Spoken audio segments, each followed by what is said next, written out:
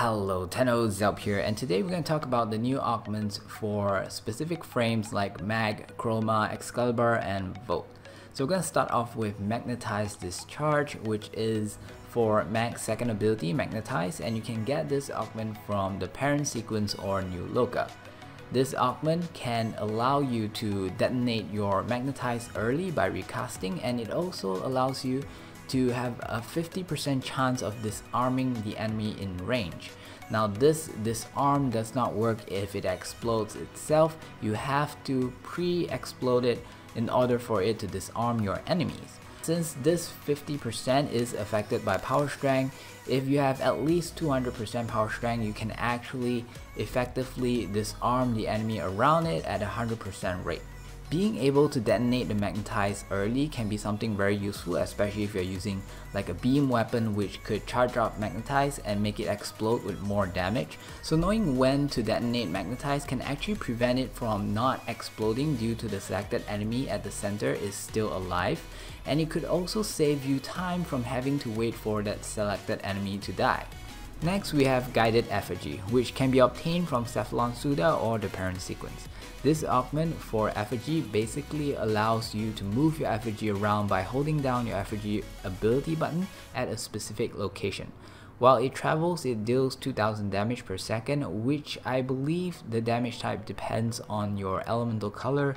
That damage can be increased with power strength, although by default it is already dealing about 2000 damage per second, so relying it for damage is not really the best way to use it.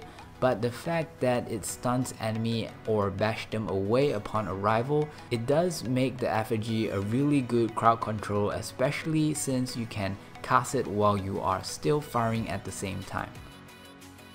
Next we have Chromatic Blade. You can get this augment from Steel Meridian or Arbiter of Hexes. It simply changes the Exalted Blade's damage from physical to elemental, and the elements is dependent on the energy color. Similar to Chroma, green represents toxin, blue for electric, red for heat, and all the grayscale is for cold.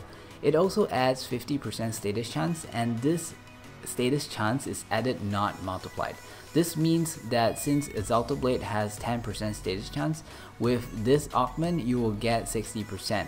And since that 50% status chance from the augment is affected by power strength, having 180% power strength will give you 90% status chance on the augment, and added that with the Exalted Blade, that makes 100% proc. Sadly, it doesn't work on physical damage, so you can only proc elemental damage, else you can imagine the bleed on this thing. For Greniers, I would recommend Corrosive, and for all others, maybe Viral or Gas. Finally, we have Transistor Shield for Volt's Electric Shield. You can pick this up at the Arbiter of Hexes or Red Veil. This augments allow allies to pick up your electric shield. Once picked up, the ally will bear the energy drain needed to sustain the shield.